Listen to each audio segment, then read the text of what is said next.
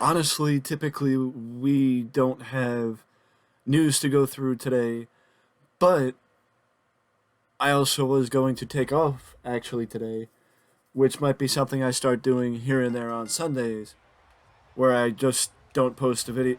I don't post.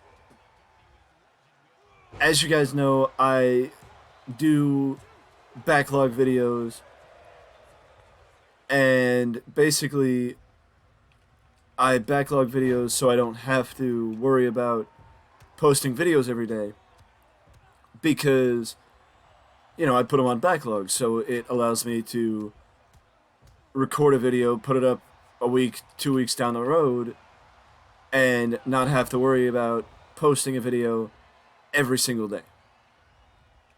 And basically, I may start taking off on Sundays and using Sundays as basically a day off where I don't post videos. That is, unless there is news to post.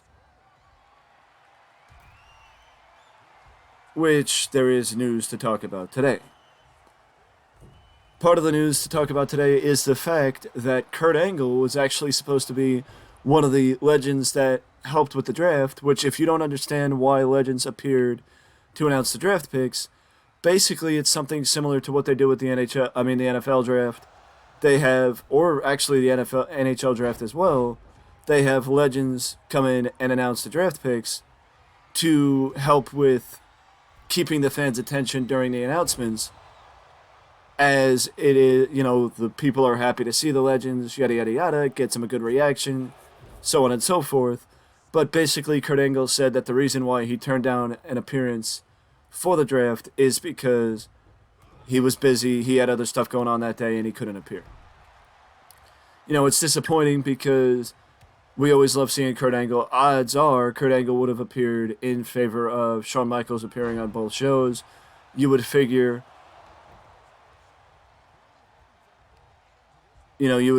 because I do believe Shawn appeared on both Raw and SmackDown and is the only legend that actually appeared on both brands. But either way, I'm glad it was nothing serious. I'm glad it was nothing serious, and it was just Kurt Angle couldn't appear on both brands. It was something outside of something serious, and it wasn't something serious, I should say.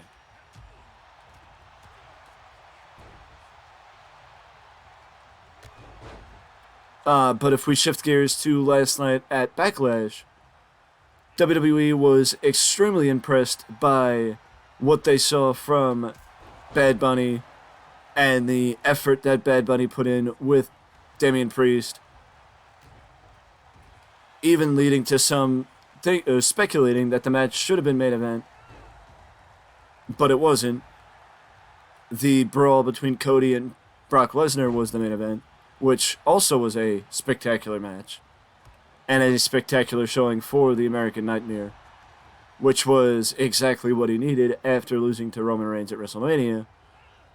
But WWE was impressed and hopes that this isn't it for Bad Bunny in the ring, and the current speculation is that maybe Bad Bunny could be seen again at SummerSlam in a similar fashion to what we saw tonight against Damian Priest. With that being said, it didn't also go without appearances, meaning Bad Bunny's match did not go without appearances, as both Carlito and Savio Vega made appearances during the event, or during the match with Damian Priest and Bad Bunny. It was spectacular seeing both Carlito and Savio Vega, as both men came out to help. Bad Bunny in some form or fashion.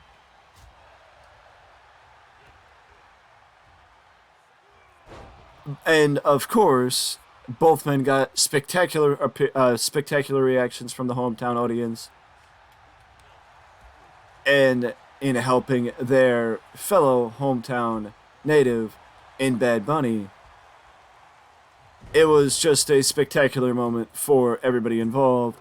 I think especially seeing Savio Vega, no offense to Carlito, but I think that most fans outside of San Juan, Puerto Rico would not remember Savio Vega. And it is always nice seeing people from the past, like Savio, getting a reaction like that because, in my opinion, getting that reaction anywhere else for Savio Vega, not going to happen. Hell, getting that reaction for Carlito anywhere else is not going to happen. So it was good to see both those guys make their presence felt in their home country of Puerto Rico. Do I think either of them will return? I mean, I think there's always been speculation since Carlito left that he could return. But I honestly don't believe that Carlito will be returning anytime soon. But that's just me. That's just me. I don't see that happening anytime soon.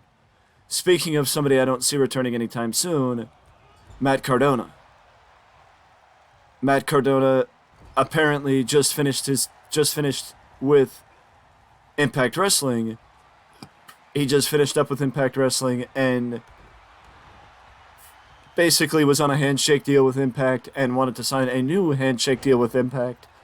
But Impact wants to sign their talent to, I don't know if it's exclusive contracts, but actual contracts, and not have them under contract as, I guess, where they can bounce between promotions, or maybe not where they can't bounce between promotions, but more where there's a little bit of control for Impact, so they don't have to worry about losing their talent,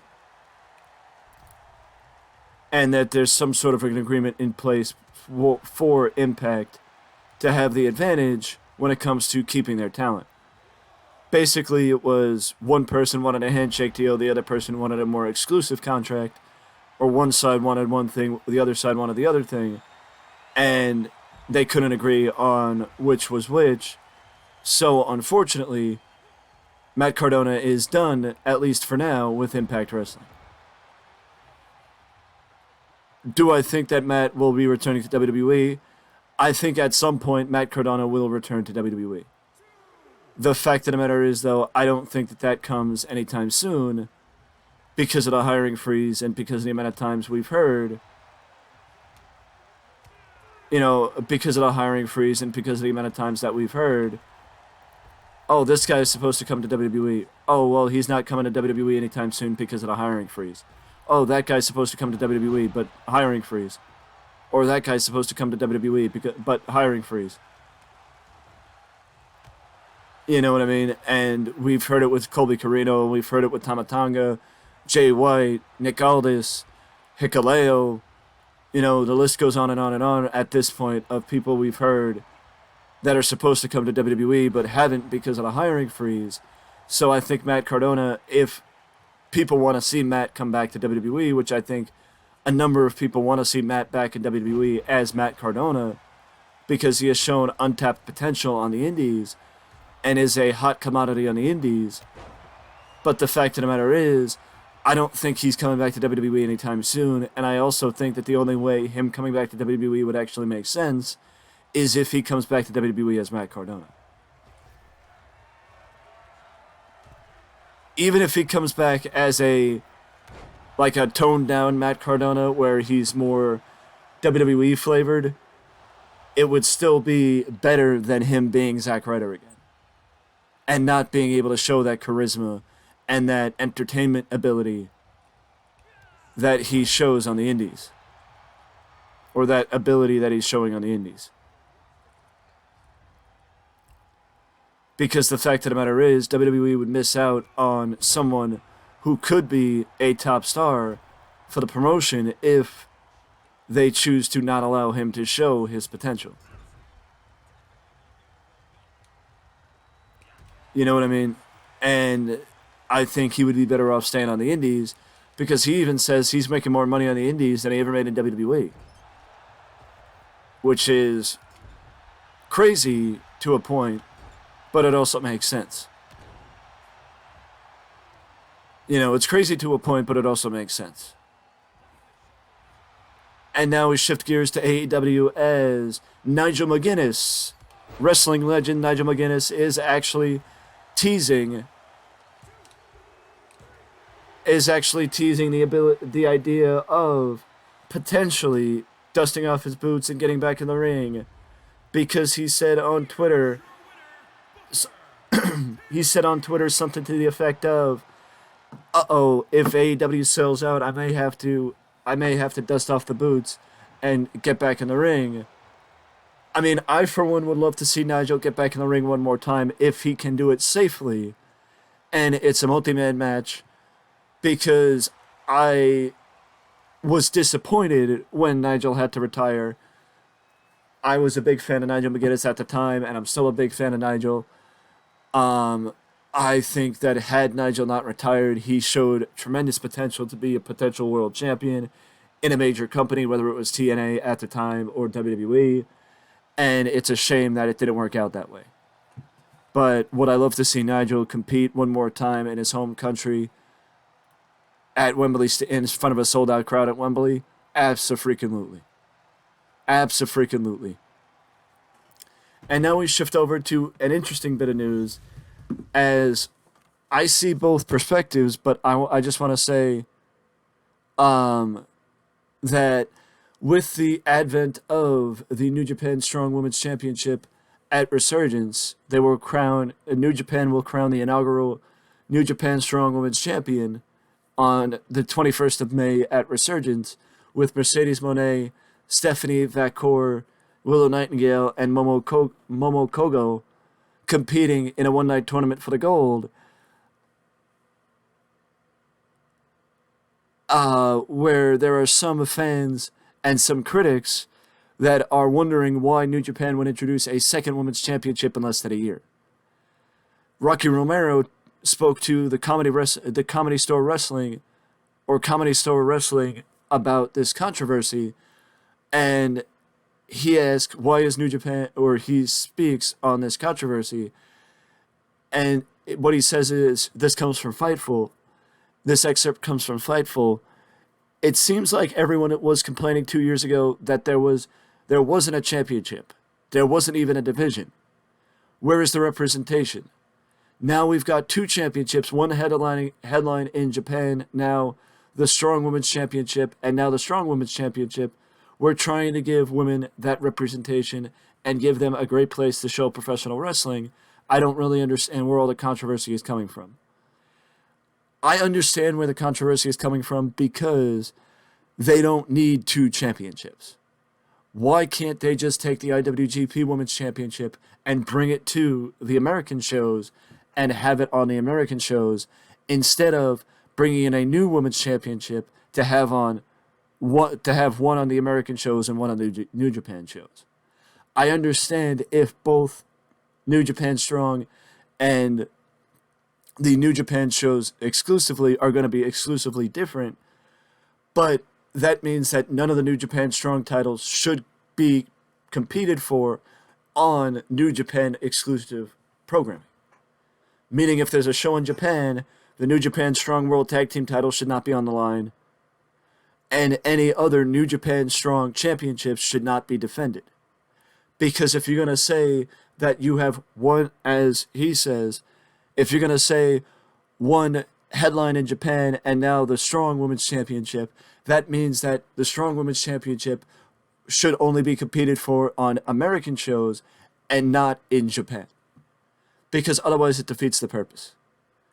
You know, the fact of the matter is, I don't think they need two world titles, two World Women's Championships, but I do understand where Rocky Romero is coming from, and he does make a valid point. That people complained 2 years ago about not having any representation for women in New Japan, and now they're complaining about women having too much representation. So it's like, make up your mind, and this is why people call wrestling fans fickle. With that being said, though, that is it for me, and I will see you in the next video.